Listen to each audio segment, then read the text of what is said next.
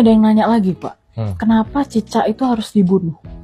Cicak ada dua alasan minimal. Yang pertama, dia pada saat Nabi Ibrahim itu dibakar, dia itu ngetawain burung pipit sama semut-semut yang bawa sebutir air untuk memadamkan api. Sebutir air, mana mungkin. Jadi si cicak itu ngetawain itu. Mungkin dia maunya bercanda. Tapi Tuhan itu nggak seneng yang bercanda untuk hal-hal yang serius. Masa pada saat Nabi Ibrahim mau dibakar, dia malah ngomong kayak gitu. Akhirnya dia dikutuk. Jadi kita kalau ketemu cicak, itu harus dibunuh. Tapi terus orang dengan cerita itu, kenapa kasihan cicaknya? Gitu. Nah, tapi ternyata itu, kalau kita belajar spiritual, itu termasuk binatang berenergi negatif.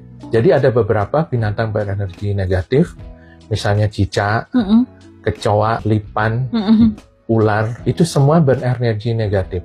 Nah, kalau kamu itu ingin diguna-guna oleh orang, ingin disantet oleh orang, mereka menggunakan cicak itu sebagai buhulnya. Perantara gitu? Perantara.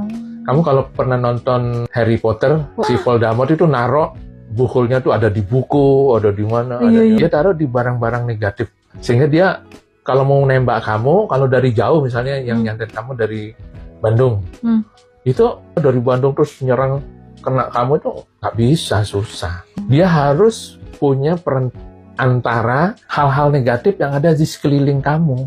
Jadi dia masuk dulu di cicak itu, nah dari cicak itu dia istirahat sebentar, terus baru nyerang lagi ke kamu. Gitu. Jadi itu namanya buhul sihir.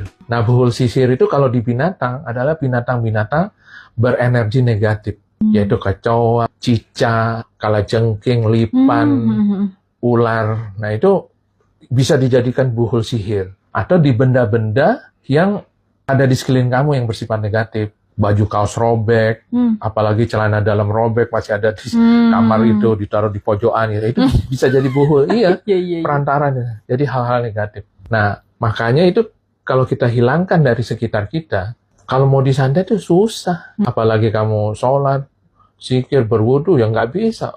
Buhulnya di rumah kita nggak ada, terus diri kita udah penuh dengan positif. Salah satu untuk mengurangi efek dari buhul negatif itu, kita harus punya bantuan dari energi positif. Nah, binatang berenergi positif yang bersifat spiritual, ya salah satunya kucing. Nah, anjing juga positif juga gitu. Kita punya anjing penjaga gitu tuh, susah itu mau datang itu karena, jadi pada prinsipnya santet itu begitu ketemu orang yang sekeliling rumahnya itu positif, nggak bisa dia. Itunya tuh cahayanya tuh beda gitu, aura rumah sekitarnya itu beda.